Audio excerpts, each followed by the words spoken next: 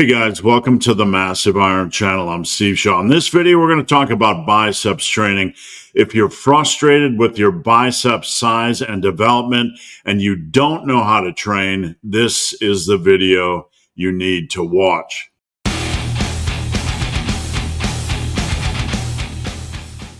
Before I get into this topic, if you would like a custom workout based on any of this information, please check out the link down below and make sure to stick around to the end of the video for 3 terrorizing tactics to build bigger biceps. I'm going to give you some information on 3 exercise protocols you can do to build bigger biceps. All right. Everywhere you look online, you're just seeing big, juicy arms, big triceps, big biceps. Everybody seems to be able to develop big biceps, but you've been consistent with your training, been consistent with your nutrition, and you just don't know what changes you need to make. In this video, I'm going to present a 4-step plan that is absolutely proven. Very simple, nothing complicated. And if you follow this plan, you're going to bring up your bicep size and you are going to learn how to train properly. Now, real quick, before we get into things, I want to talk about biceps anatomy. Your biceps are made up of 2 main heads, the long head and the short head. The long head is the peak. It builds size on the side of your biceps, and the short head adds thickness to the inside of the biceps. Now, you also have the brachialis, which adds a little bit of depth and fullness to your overall biceps appearance. All right, so let's dive into the plan. You can see here on the graphic, there are basically 4 levels of biceps training, or 4 ways we are going to attack bicep size. The base level, you have the base level, the big level, the build level, and what I call the break level. So the base level is the bottom, that's your foundation, and everything else is going to build on that as we move up. Now, your base level is your foundational pulling strength. You have to build a solid foundation using compound back work, big hitting back exercises. Examples are things like barbell rows, dumbbell rows, T-bar rows, even pull-ups and lat pull-downs. You really want to build strength, and this is going to contribute to biceps mass, even though we're not doing isolation work. Without this type of work, you have no hope of building big arms. It's not the only thing that matters, but without it, you're really going to struggle to see good arm size and good bicep size. Now, the next level up, once you have your big hitting back work in, is heavy direct biceps lifts. These are your big hitting biceps movements. They're really going to pack on mass, and we're going to do so with powerful free weight curling movements, things like barbell curls, alternating dumbbell curls, seated incline dumbbell curls, movements like that. We're really going to focus on quality control and progressive overload, and these exercises are really going to contribute to overall bicep size. So you have your big hitting back exercises, you have your big hitting biceps exercises. Now it's time to look at the final 2 stages or final 2 levels. The next level up, we're going to get in a little bit of extra volume. These are going to be more moderate exercises. They're not going to be as physically taxing, but this little bit of extra volume is going to go a long way to round out your biceps training, get in a few more weekly sets, and they're not going to feel as physically taxing. You can look at things like cable curls or machine curls or even concentration curls, things that provide really good stimulus. Everything is going to be nice and controlled. We're really going to zero in on feeling the biceps work. Now, finally, we have what I call brachialis training, or break for short. It's going to emphasize the side of the arm, and we're going to add a little bit of thickness to your overall arm size and bicep size. Examples of these movements are things like hammer curls, reverse curls, Zottman curls. This is going to be the final stimulation. After you've knocked out the other 3 levels, we're going to kind of add this in as a little bit of icing on the cake. So let's flesh out these levels and take a little bit of a deeper look. All right, so your base level, your foundational pulling strength. To build big arms and big biceps, you need to get your pulling strength up. It's not optional. You can't just train biceps and avoid things like barbell rows or dumbbell rows or pull-ups or lat pull-downs. Now, performing this type of work doesn't take away from the need for isolation work, but if you never get your horizontal row stronger or your vertical pull stronger, you're going to seriously limit your potential for more biceps size.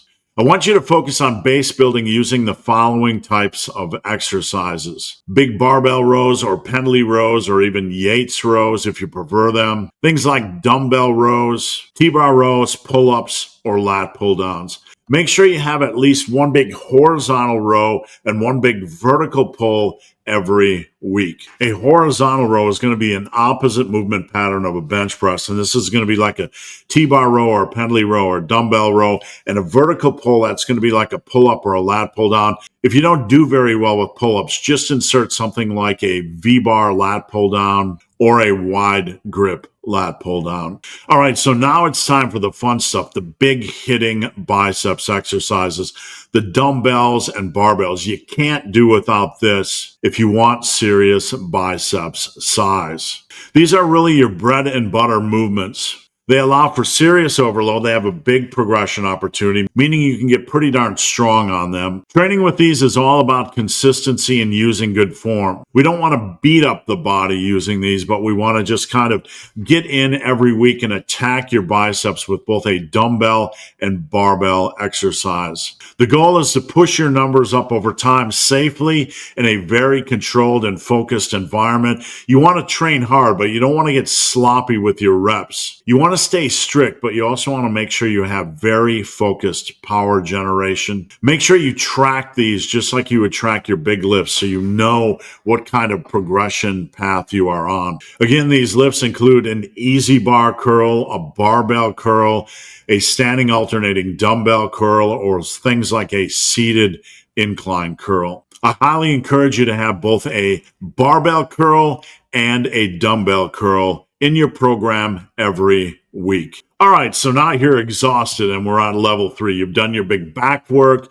you've done your big dumbbell and barbell biceps work. You're a little bit fatigued, so now we're going to kind of fill in the cracks with what I call the build stage. We're going to add in extra volume that's not extremely physically taxing, but still going to be effective. This isn't fluff or fancy exercise. It's not just filler crap. It's strategic work that targets the biceps with slightly less joint crushing work, providing extra quality tension and stress. They are a good way to add in extra volume without burning out your joints by overdoing the really heavy free weight biceps work. You can add in things like cable curls or machine curls. You can also do things like reverse grip lat pull downs. I also like doing an easy bar curl on the seated row station. So anything that's like this, less taxing, but still allows you to get in a little bit of extra quality volume. I want you to keep your reps controlled and intentional, focusing on the squeeze and the stretch when appropriate, and make sure to get that good quality full range of motion. One of the biggest mistakes people make on biceps work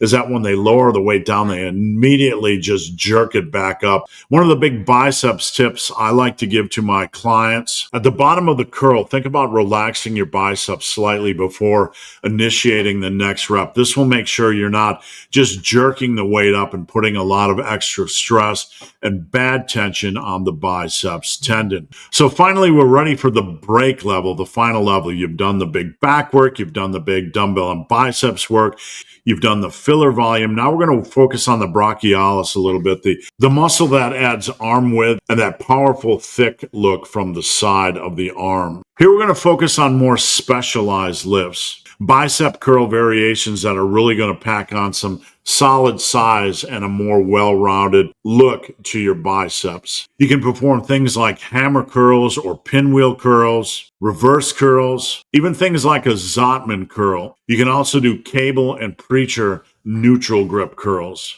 These movements will also strengthen your grip and your forearms and just help to flesh out those biceps with that quality 3D look. Now I'm going to give you some simple rules here when it comes to your biceps training. You have the 4 foundations or the 4 levels.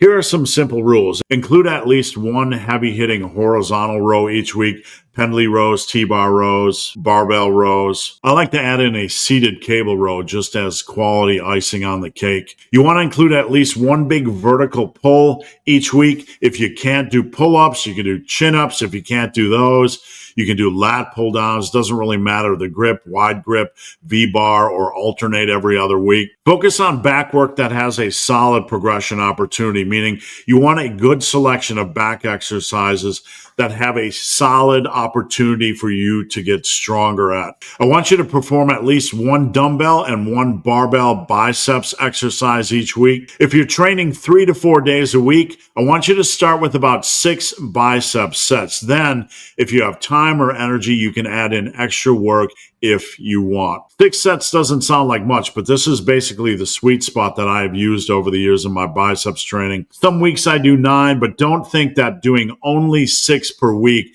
is somehow going to limit your biceps size. If you want to get in a little bit of exercise variety, don't hesitate to do A-B splits, meaning every other week. You could do a barbell curl one week and an easy bar curl the next. You could do a standing dumbbell alternating curl one week and a seated incline curl the next. You could do a cable curl one week and a machine curl the next. You don't have to go crazy with exercise variety, but if you want to flesh out your biceps attack a little bit, don't hesitate to use these A-B type of splits. Now, what I recommend when it comes to finishers, if you're at the end of your workout and you have a little bit of extra energy, you can do some sort of a biceps finisher, like run the rack, run the stack, a drop set, rest pause work, whatever works well for you. Now, for the bread and butter of your biceps training, I want you to stick within the 8 to 12 rep range for at least 90% of your biceps work. If you want to take the big hitters like the easy bar curls or the barbell curls, and maybe do 1 or 2 sets of 6 to 8 reps, that's perfectly fine. Just keep the meat and potatoes in the 8 to 12 rep range. This will encourage some good mechanical tension, allow you to progress a little bit more easily, and overall just treat your body really good while you're developing that quality biceps size. Now, finally, I'm going to give you some biceps finisher and intensity techniques. We have our 4 levels in place, so you can work these in as appropriate. They aren't required. You can still do straight sets if you want. There's nothing wrong with straight sets. Add these in if you want a little bit more biceps intensity. First, you can do the bulldozer or savage rest pause protocols. These are short rest periods between mini sets. So if you do a set of barbell curls, you could rest 15 to 20 seconds and then knock out more safe quality reps. For more information on these protocols, head over to the main page of my YouTube channel. Just search bulldozer or rest pause. Next, you can do run the rack or run the stack. I do run the stack sometimes on the dumbbells. Sometimes I'll get in and do 15s for 8 reps on dumbbell curls. Then I'll rest and do 20s. Then I'll rest and do 25s.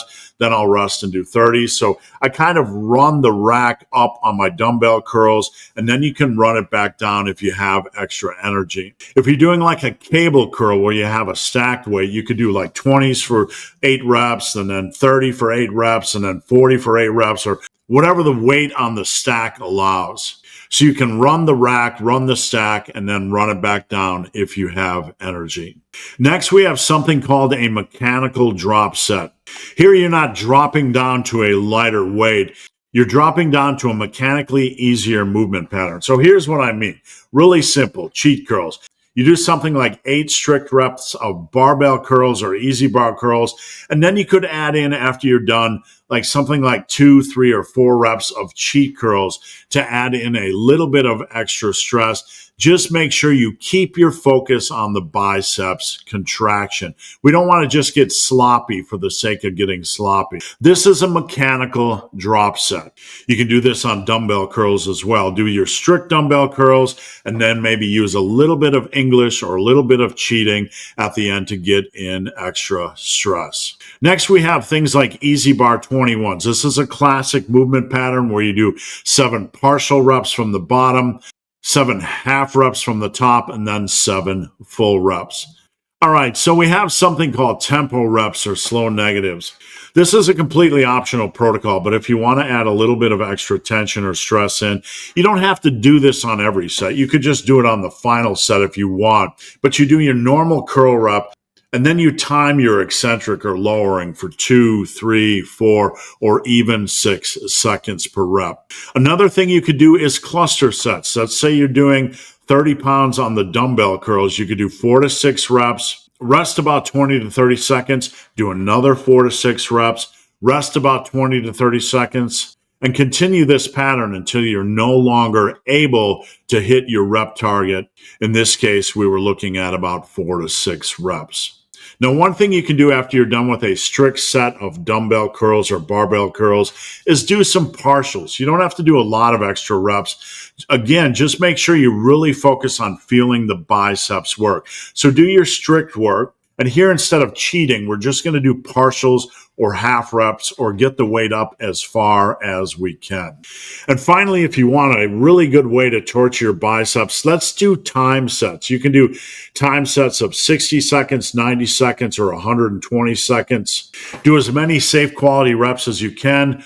Rest maybe 10, 15 seconds, continue to do more reps. Basically, in this block of time, 60, 90, 120 seconds, you're going to try to knock out as many safe quality reps as you can. So that's it, guys. I hope this video has helped you focus your biceps training a little bit more. If you need help, don't hesitate to check out the link down below to my custom workout service. And before you go, check out this video. It's going to give you 3 crazy ways to attack your biceps training. Thank you guys for watching. Have a great day.